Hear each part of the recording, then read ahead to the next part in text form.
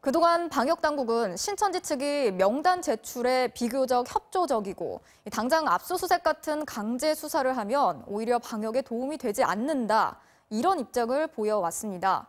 그런데 이렇게 입장이 바뀐 이유가 뭔지 김민찬 기자가 전해드리겠습니다.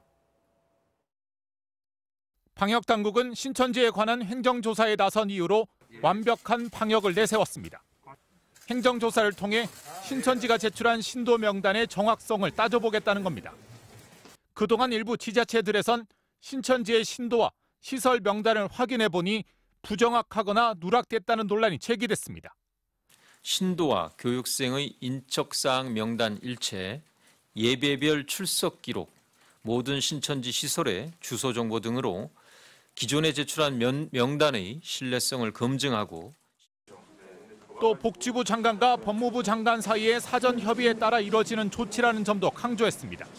완벽한 방역을 위해서 추가적인 확인이 필요하다라는 판단을 하셨었고 그러한 필요성을 법무부 장관께 말씀드린 것으로 알고 있습니다. 하지만 불과 사흘 전만 해도 방역당국은 신천지가 자료 제출에 협조적이고 정보도 신뢰할 만하다고 했습니다. 오히려 정부가 강압적인 조사에 나설 경우 방역에 역효과를 부를 수 있다는 입장이었습니다. 자칫 정부의 강압적인 그런 조치들로 인해서 신천지 신자들이 이렇게 음성적으로 숨거나 오히려 방역에 있어서 긍정적이지 않은 효과들도. 이랬던 방역당국이 72시간 만에 행정조사라는 입장으로 선회한 건 최근 여건을 중심으로 검찰을 향한 강제 수사 요구와 무관치 않아 보입니다.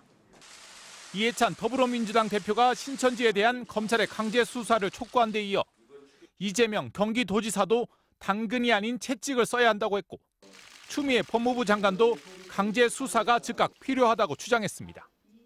국민 86% 이상이 압수수색의 필요성을 요구하고 있습니다.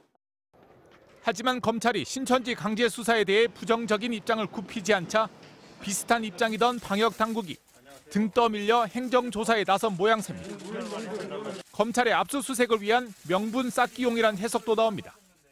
실제 검찰 관계자는 협의 과정에서 방역당국이 먼저 신천지 측에 자료를 요청해보고 그래도 안 되면 압수수색을 고려하는 게 절차라고 회신했다고 밝혔습니다.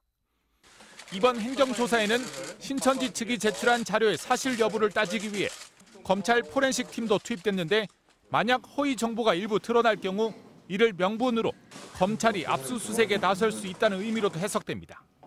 MBC 뉴스 김민찬입니다.